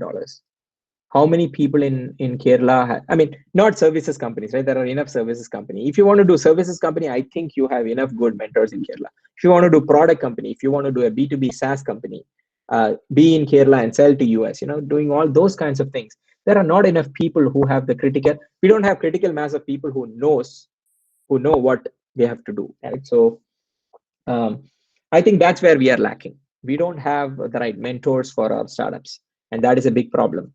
I faced this myself. I did not have anybody to speak with. When I was building my first investment deck, I created like 14 versions and scrapped it because it didn't look good. But I did not have anybody to ask. I just kept making it, scrapping it, making it, scrapping it, like that. Financial projection. I went to Google, search for financial projection. If you do that, you will get like, I don't know, tens of templates to do financial projection. Try downloading one and creating a financial projection. It's very difficult. You will not understand anything there. Right? So I created a lot of versions. I think some 24 versions of financial projection before I understood the process. And I ended up building it on my own. I did not use any template. Now I can build a financial projection in 5 minutes. You give me the business, I can build out the whole 5-year or 3-year projection in 5 minutes, and I can put that into an Excel sheet. And but I did not have anybody to ask to. Even today, that is the problem in Kerala. Even today, you don't have enough people you can ask that to. There are a few people, honestly. There are some really good people, like Shihab, for example, is a good example. Cochin Survey Sparrow CEO, huge fan of Shihab, doing exceptionally well, and he's very good. He knows what he's doing.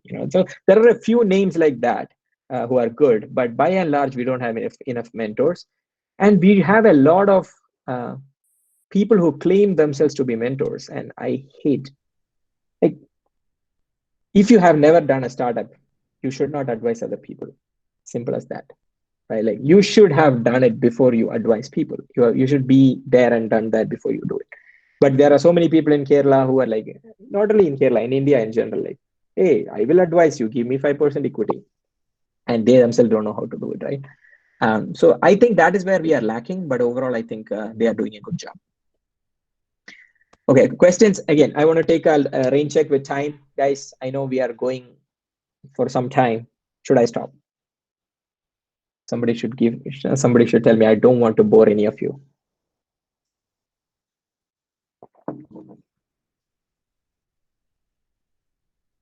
Not hearing anything.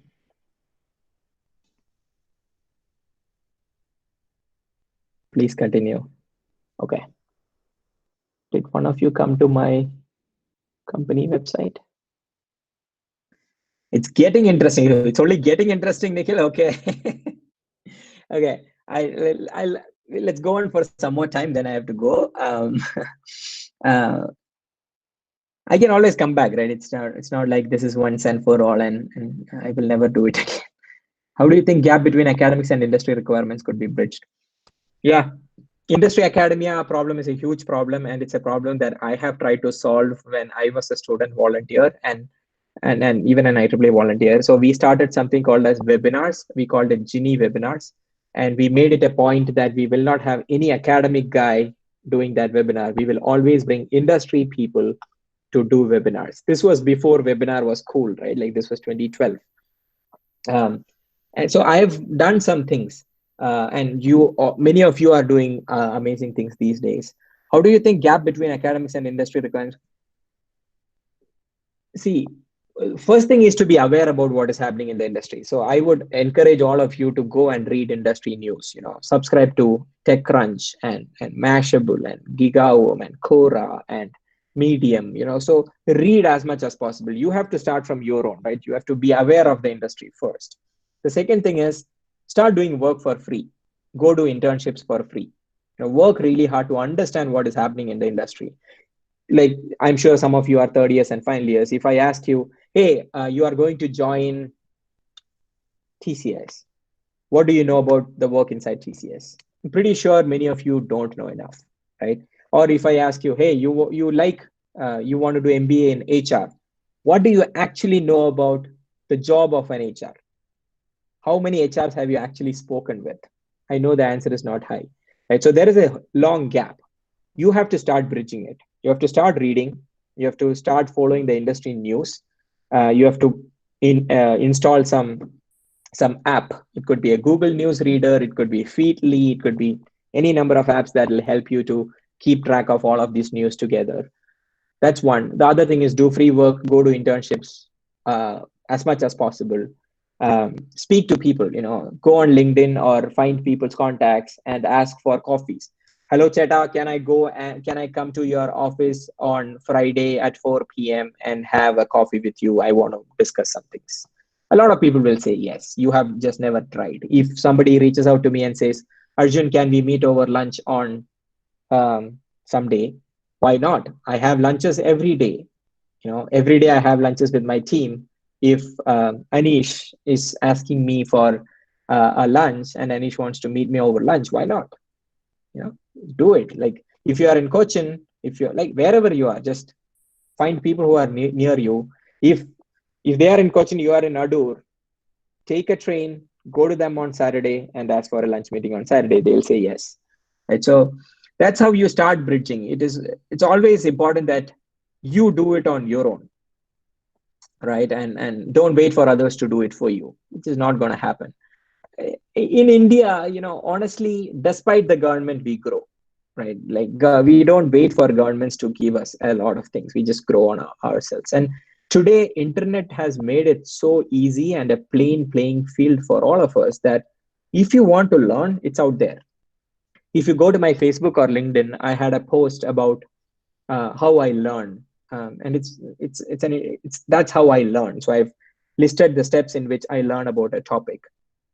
For you to take that particular thing and make that your own process, it's very easy, and you will end up learning a lot of industry things. And that the post that I made was specifically about learning about an industry topic.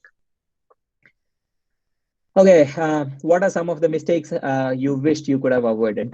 Catherine, the biggest mistake is I did not do validation before I started several products.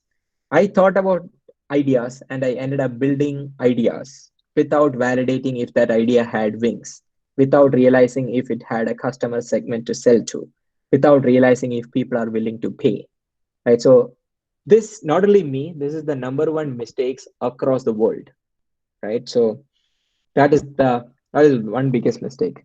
The other mistake I could have avoided. Let's see. I have made some mishires, but I don't think I could have avoided it. I hired some wrong people, definitely. But that'll happen. When you hire a lot of people, some will be bad. But I have hired a lot more great people, amazing people, than I have hired wrong people. So overall, I'd say I'm happy with what I've done. What else?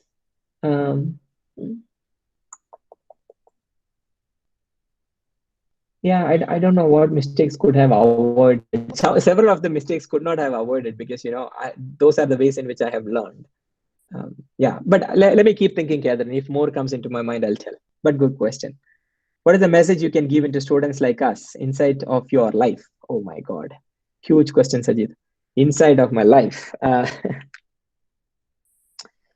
Advice is very simple. You should start doing a lot of experiments. Like you should be. Yeah, you should try a lot of things, and IEEE again gives you a platform to try different things.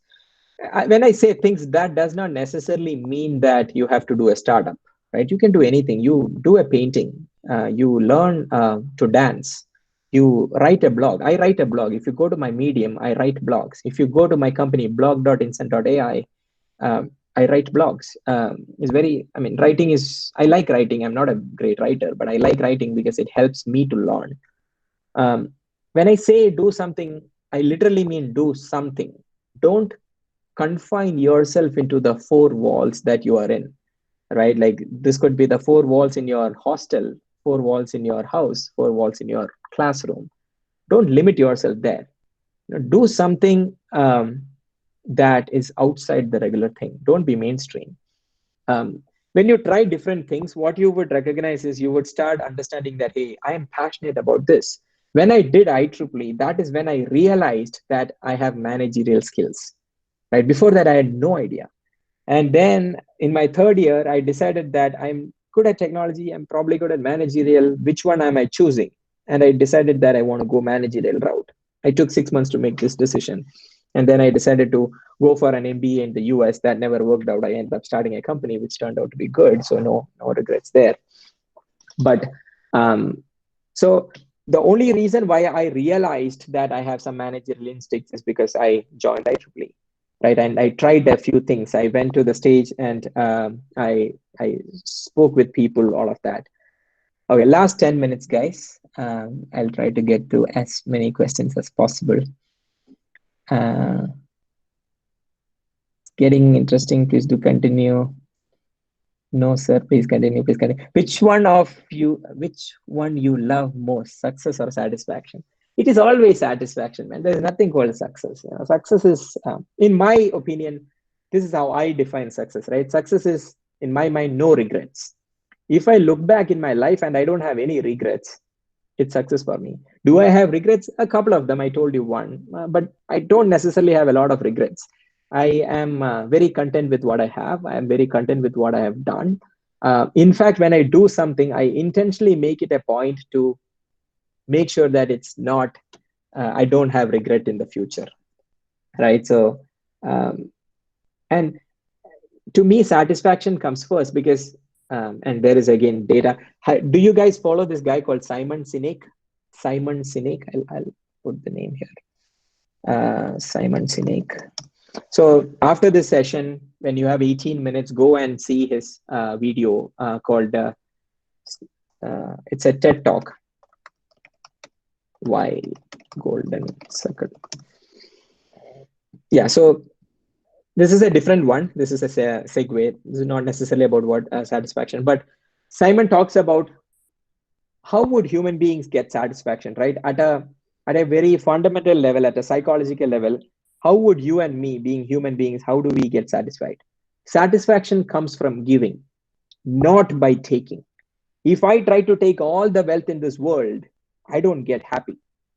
There is data out there that says that happiness directly depends to money until a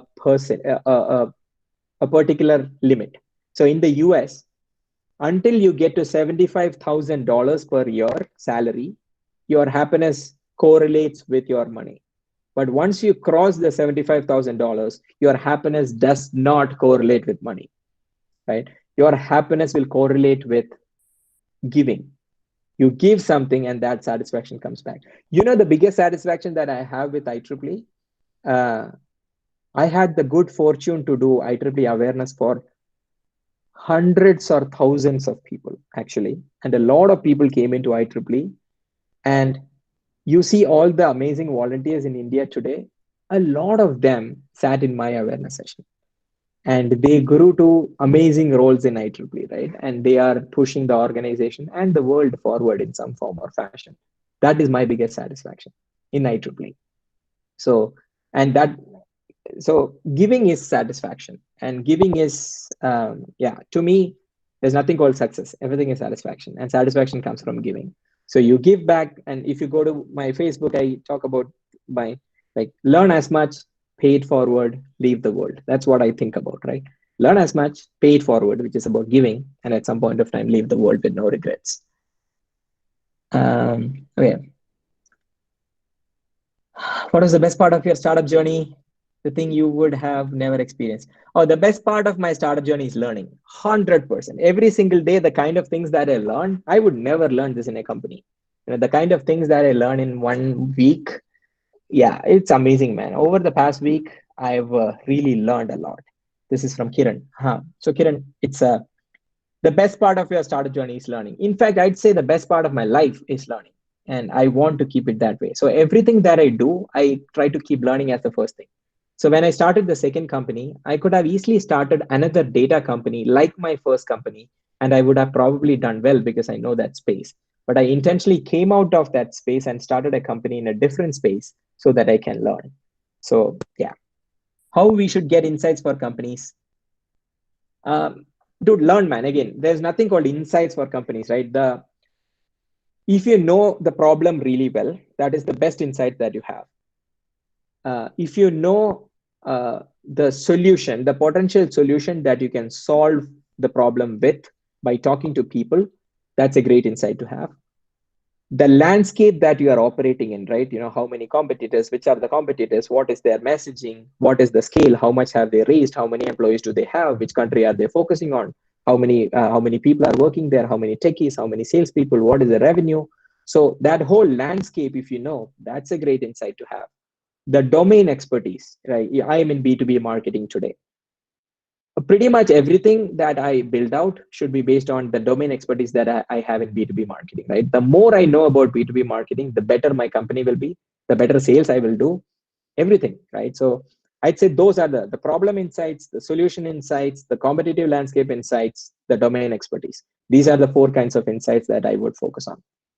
I mean, there is more, you know, this is just thinking on top of my head. People are living their interest after one success. So what do you want to tell people who thinks like that? I don't know, man. If people are leaving their interest, are those their interests? You know, like if you are really interested in something, would you leave it?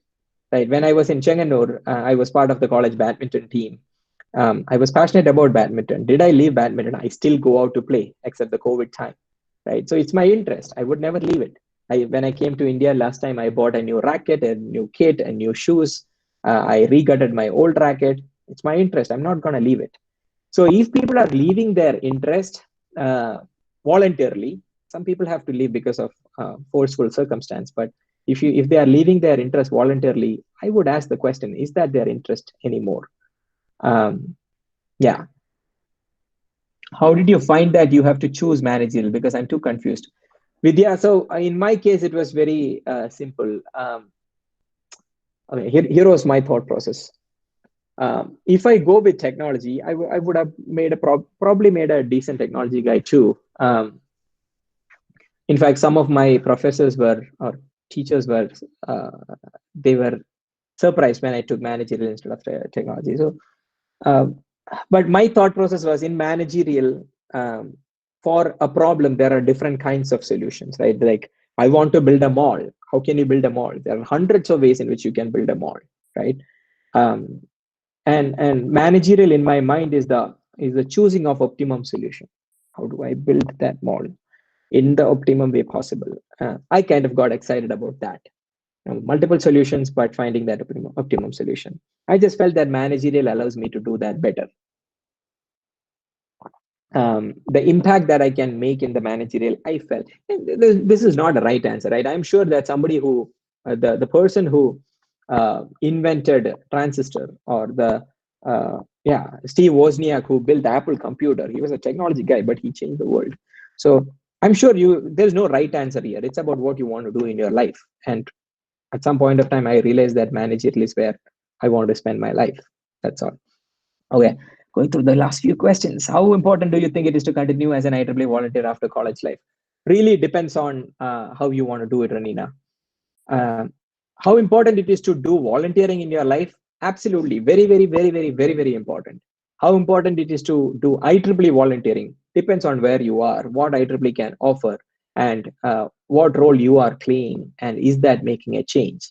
Or several of our IEEE volunteer, even Kerala section, if you take Kerala section, Amarnath Raja, right? Amar sir, a person whom I respect very deeply. Amar sir is running an NGO, and he has been running an NGO for a long time, and he's also an IEEE volunteer, right? Shashi sir, Shashi PM, who is the CEO of Technopark, another person who he huge respect for, yeah. So he's also volunteering for several things, IC4s and open source things, like, yeah. So how important it is to volunteer, how important it is to give back, a lot. How important it is to volunteer for IEEE depends on where you are, what you are getting, what change that you can make. For example, if you want to feed 100 families, will IEEE allow you to do that? Maybe it would, maybe it won't. Maybe you can push a new program inside IEEE to feed 100 families, right? But if there is another NGO which will allow you to do it easier, faster, they already have a network and you can plug in easier, is that a better thing to do? Probably yes, right? So yeah, it's a give and take. For a student, what can you suggest, either to get a job placement or to be an entrepreneur? Alvin, there's no right answer, man. Like I said, it's what you want to do. And it depends on being an entrepreneur, all the uncertainties that I mentioned, right? It's like all of that becomes critical. When you are in a job, you have more security. But again, I wouldn't really put job and entrepreneurship as like the two things on side by side, right? I would abstract it. I would go zoom out. I would think like, what do I want to do as a person, as a professional in my life? And I know several of you, like 90% of you, have no idea about this, right? What do I do? What do I want to do with my life? I don't know, and that's okay. I don't know is infinite possibilities. You will have the time to figure it out. I was lucky to find it by maybe 24, 25, but still I was 25. So I would try to zoom out and figure out like, what is the ultimate priority in my life, right?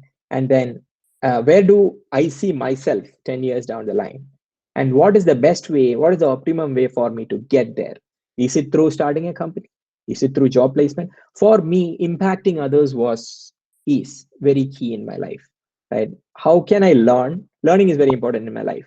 Impacting others is very important in my life. Doing something of my own is very important in life. What is the optimum way to get here? Entrepreneurship. Right? That's how I chose, or that's I wouldn't say that's how I chose, but That's how I got to where I am. You know, I did not have the, looking back, I can connect these dots, but I did not really know when I started.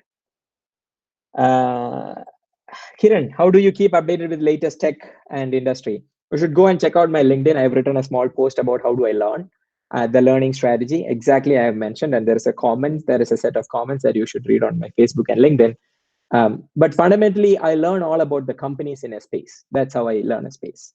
And how do I keep updated with the latest tech and industry? All of my social medias are very optimized so that the news will come to me. If you go to my Facebook, I have liked so many pages, business pages. If you go to my Twitter, go to my LinkedIn, I follow amazing people and amazing topics, hashtags, so that news will come to me. I have configured my Google News, which is what I read, and I have followed all the topics that I need there. So that's how news finds me. Last question. Being in a managerial role, how far have your tech background helped you? The engineering background has helped me quite a bit, Kiran. As in, like I said, the perspective of problem solving, that definitely has helped me quite a bit. And yeah, the tech background will help you in a big way. Whatever you do in your life, right? This engineering background will help you. Even if you are doing a building construction, the engineering will help you. If you're doing interior decoration, it will help you. If you are doing a job, it will help you. It's just that you need to kind of figure out how your thought process has to help you. But I'm sure it is going to help you. Regardless of whether you are learning engineering or like all of us learned for the exams at the last day, right? Night of the exam, that's when we learn. That's okay. But without knowing, you all have gotten some level of an engineering perspective. So it is going to help you in a big way, whatever you, in whatever professional life that you choose. Okay, with that, I have to close. Let me, as a closing note, folks, thanks a lot for taking out the time. It has been amazing, and I really appreciate you all of you taking out the time. Thanks for the opportunity. My final thought is this: don't try to lead a mediocre life. Mediocre life is easy. It's everybody can lead a mediocre life, right? Don't be mainstream. Don't go into the mainstream and do everything else that others are doing. If you're on the path that everybody is on, you would feel safe, but you would end up at the same place where all of those folks end up, right? Like, so don't be a mediocre person. Whenever you do anything, grow to that perfection level. You have to always think, how do I get to the top 1% in the world in whatever I do? If I'm painting, I should be in the top 1%. If I'm speaking, top 1%. I'm designing, top 1%. Marketing, top 1%. How do I get there, right? And always try to follow that. Keep learning until you feel that you are in that 1%. Am I in that 1%? No. But is my life about getting to that 1%? Absolutely. Every day morning, I wake up and I'm extremely motivated about building my company and grow as a professional and as a person to a level where I am in the top 1% of whatever I'm trying to do. So that is my closing thought for you. Just don't lead a mediocre life. Just elevate yourself to the top 1% of whatever that you do in your life. All the very best. Here is my email. I'm active on social. You can always reach me on social. I will respond. Email, I always respond. I may take a little bit of time because I'm doing other things, but you'll definitely get my response. Try to ask specific questions. Don't ask me things like, I want to do a startup. How do I start? Or where do I start? That's super generic. Don't do that. But I have this idea. This is my idea. Where do I can probably help. So yeah, like I said, stay safe, stay happy, be at peace. This will pass. Everything will be all right on the other side. Don't get tensed because you are getting out into this kind of a situation. It's all fine. You'll be fine. Okay. With that, let me close. Thank you. Have a good night. Bye. Okay. Thank you, Etta. I hope the session was really wonderful for us. And I would like to let thank me all know the any participants feedback. who have Okay, attended. We have finally made a feedback form, and I will be just sharing here. Guys, please do write some feedback and do let us know, and I will just inform you. And I guess if you have any more doubts, please do connect to him via social media. And thank you, Etta, for the wonderful session. Sounds good, guys. Thank you. Have a good night.